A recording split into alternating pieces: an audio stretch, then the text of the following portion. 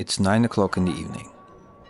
Every night you'll hear these bells ring for half an hour long. They used to ring for the closing of the city gates. But these bells also tell another story. Story of a war half a world away and more than 800 years ago. Welcome to the city of Haarlem. Today I will tell you a couple of stories of Haarlem, folk stories, but with a twist. These old stories have a present day manifestation, which you can see or even touch today. This makes the folklore more tangible and even believable. Well, maybe believable. We start today on the main square. Here in the middle sits the impressive St. Bavo church. This cathedral started construction in the year 1445 and was finished around the year 1520. So it's standing here for 500 years. Since it's such a focal point in the city, it's not strange that most of city folklore and legends are connected with it. High in the church tower are two famous bells. The Damiaatjes. According to legend, these bells were named after the Egyptian city of Damietta, half a world away in Egypt.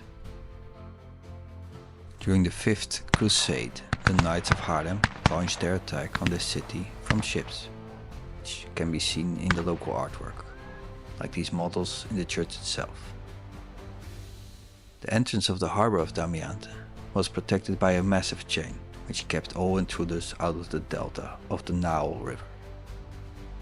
The legend goes that a ship from Haarlem, with a saw under its bow, cut the chain and led the assault which captured the city. The bells were taken from Damietta as the spoils of war. The ships and their attack can be seen on many places in the city, like on this 11-meter long tapestry, which cost a fortune at the time. The bells even made it in the coat of arms of the city of Haarlem itself. Can be seen in many places, if you know where to look, of course. And all this from a crusade, which happened in the year 1218. Oh wait, how come? The church is from the 1500s and the bells are 300 years older. Well, there's no actual record of the knights from Haarlem being there. Yeah, this story can be seen in many churches outside of Haarlem, but doesn't add up. History doesn't record a ship from Haarlem, but a Frisian ship at Damietta. And probably the Frisians took the tower and then released the chain, instead of running it over with a boat, which seems a lot more likely. Luckily, this church has a lot more to tell.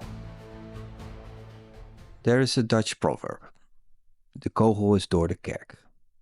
The cannonball is through the church. Which means after long deliberation, the decision has been made. During the 80-year war with the Spanish, thousands of cannonballs were lobbed at the city. And some of them were aimed at the priest of the church, which the Spanish considered a traitor.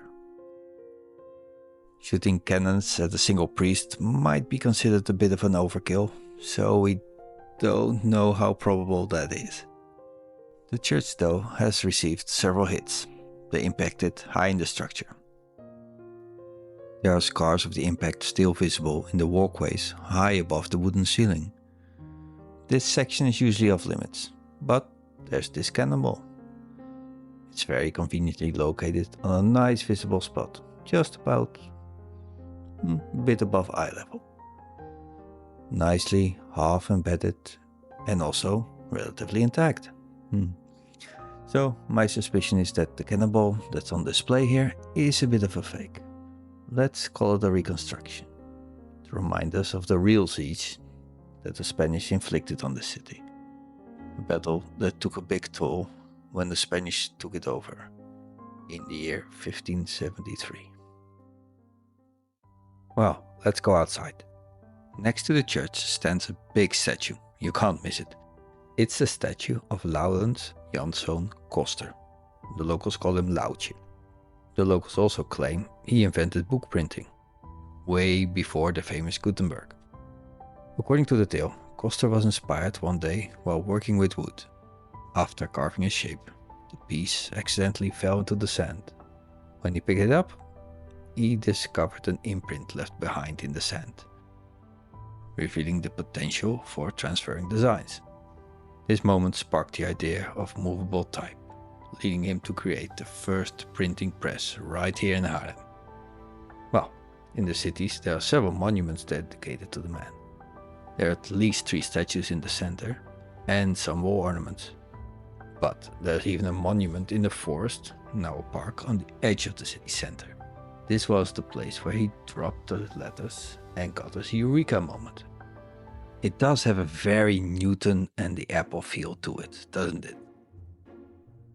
Is this story true? Well, the story goes that a local cafe owner was pimping up his family tree and probably invented this coaster. Then, at a later stage, a book printer starting out in the city used this story to enhance the standing of the city and this company. And even later, when the new Kingdom of the Netherlands was formed, they looked for nice promotional material and the story of Coster was revived again. Yes, there are some references in old text and some very old printing materials, but no books, no prints to show that this person even existed. And yes, book printing was important to the city. So, if you're interested, you can visit the archive for a free exhibition on the subject. I have another video about free stuff to do in Haarlem, which I will link in the end. Well, if you like the content so far, you might want to like and subscribe and even leave a comment. And now our last story. This takes us out of the city center to the very edge of the municipality of Haarlem. The young boy Hansje Brinker is a famous figure all over the world, except in the Netherlands. In the novel Hansje Brinker or The Silver Skates, Hansje is portrayed as a heroic lad who, upon discovering a hole in the dike, bravely sticks his finger into the hole to prevent flooding. He ends up staying there the whole night until the local priest finds him in the morning. The priest then gets help and Hansje is dubbed the hero of Haarlem. This story, while captivating, is not known by the Dutch itself. Hansje is not a character born from genuine Dutch folklore. Instead, he was created by an American, an author named Mary Mapes Dodge. She never visited the Netherlands, but wove a narrative that, while charming, is not rooted in the reality of Dutch culture and, even more importantly, would never been invented by the Dutch. Every Dutch knows that our grass-covered dikes, made out of clay, sand or even peat, can't be fixed by sticking your finger in it. When the story was finally translated in Dutch, the translator was so appalled by some of the passages he had to translate that he included some extra footnotes where he expressed his displeasure about the text. So, if not a Dutch story, then why is there a statue? Well, because it was the hero of Haarlem. And, the city council didn't want to disappoint tourists looking for some sort of reference to the story. So, they picked a picturesque but far corner of the city to place this monument, right here on the city limits. In any case, Spaarndam is the perfect setting for it. It has an old lock system which dates back to the year 1280.